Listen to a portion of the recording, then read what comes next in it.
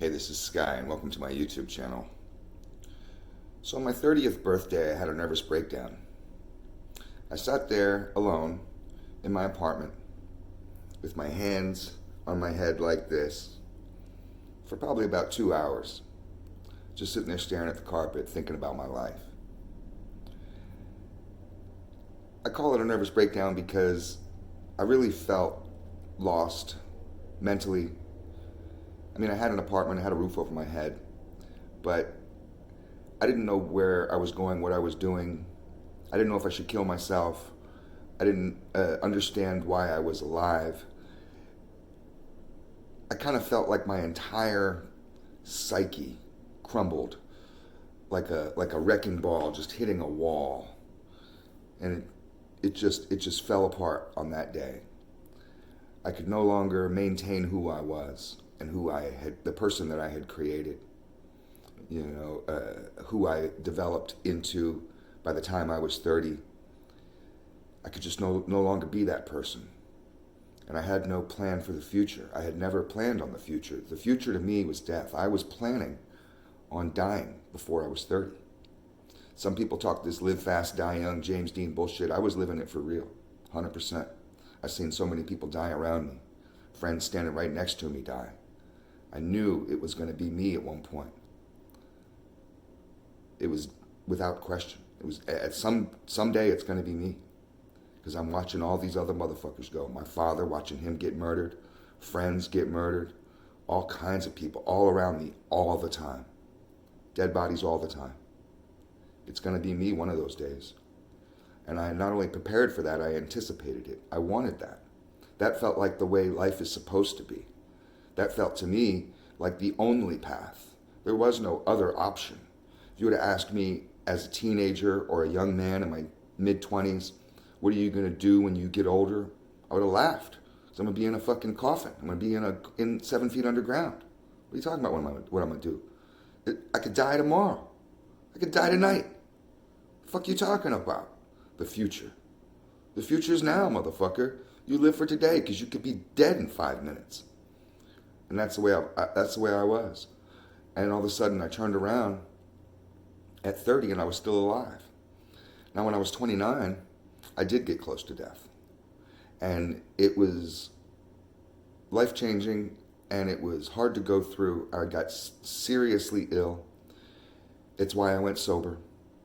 It was a liver disease, a liver problem. And my entire body shut down. Couldn't eat, couldn't drink water, lost shitloads of weight. My fucking arms were like the size of my wrists. Fucking legs were like the size of my ankles. I was just fucking a skeleton. I was dying on the bathroom floor. Nobody could figure out what's wrong with me. Going to the most expensive doctors, nobody could figure out what's wrong. This guy's gonna die. And nobody can do nothing about it. But I somehow pulled through. And I went sober. And a year later, I turned 30. And I'm sitting there on the sofa like I am now. Different apartment, of course. I have a nice house now. This was out in California when this happened. And I was living in a really fucked up area, a neighborhood called the Jungle.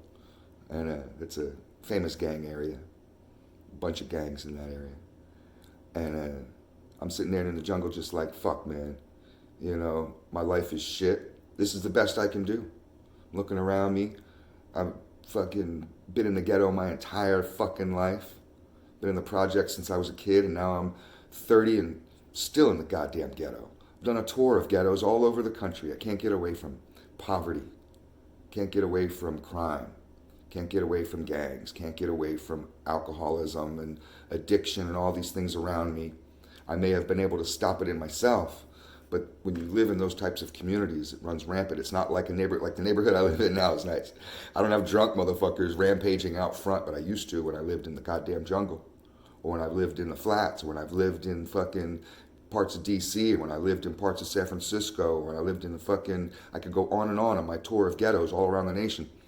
Every one of them has mental illness, drug abuse, all kinds of crazy shit, and it's hard to fucking be separate from it.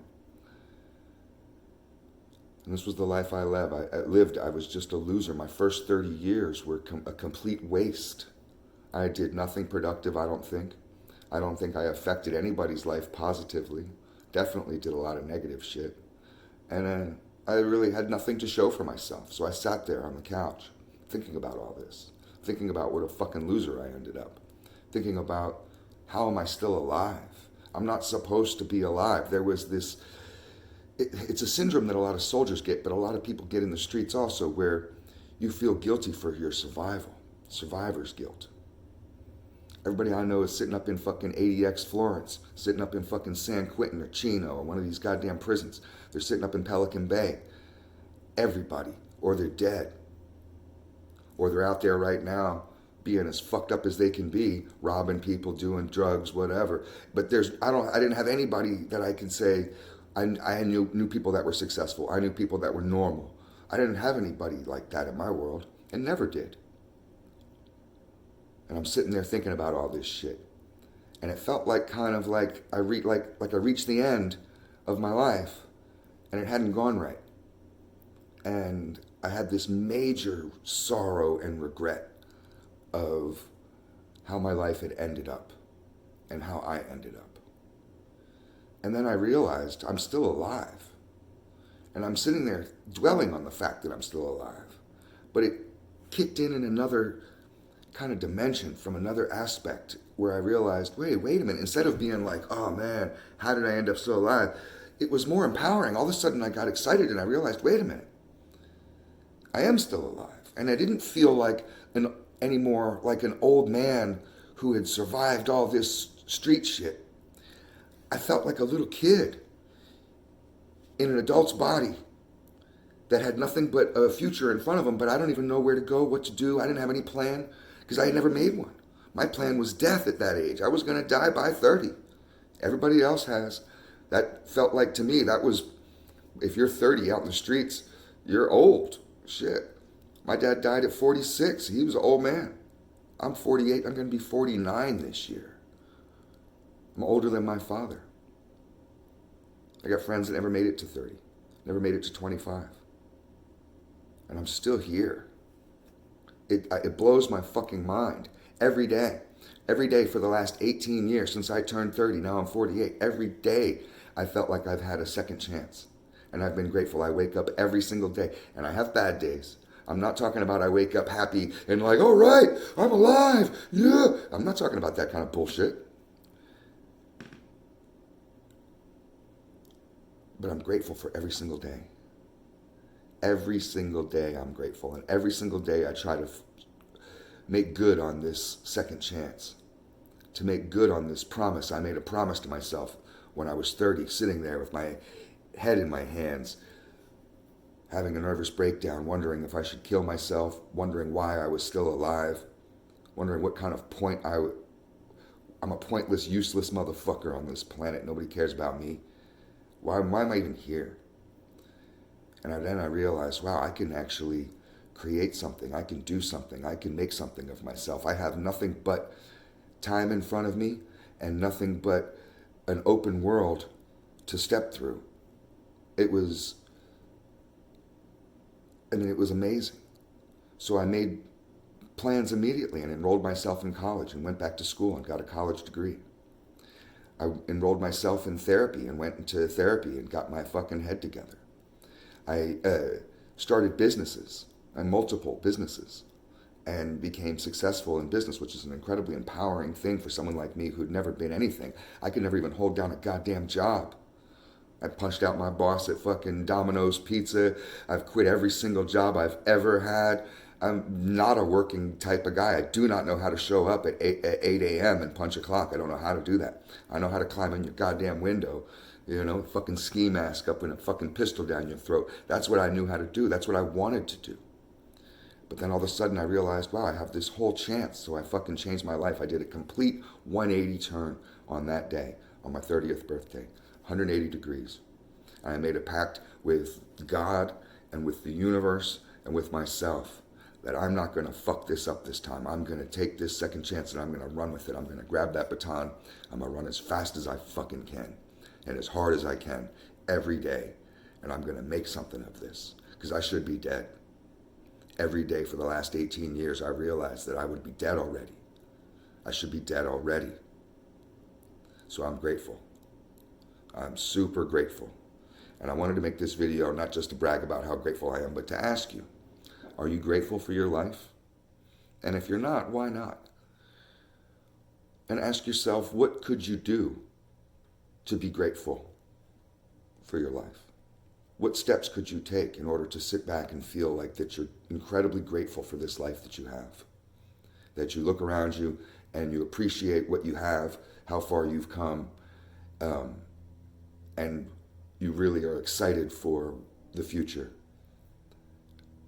These are things that may be normal to some people out there, but I never had those qualities until I was 30 and until I started to take steps on towards this path. And it's all about mind, body, and soul. I have to struggle towards this stuff every single day. If I become complacent, I could easily become that person I was when I was 30, and I never forget that. That's what drives me. I'll never be that person again, ever. And I'm thankful every day for this life, and I'm grateful every day for this life, and I give thanks every day. I think about that every day. It never leaves my mind. It's not in the back of my mind. It's in the front of my mind every single day, that I'm grateful, that I'm thankful. I give thanks and praise for this day every day. Thanks for being here. Thanks for giving me this chance, because it's another day that I can try to conquer my fucking demons. It's another day that I can try to build better relationships. Another day that I can try to help others around me, that I can try to better the world around me, that I can try to create something that's lasting, that'll be here for after I'm gone, to create a legacy for myself. I can do these things every single day, and I've been doing them every day for the last 18 years. So I'll end the video here, and I'll ask you the same question that I asked. Are you grateful for your life?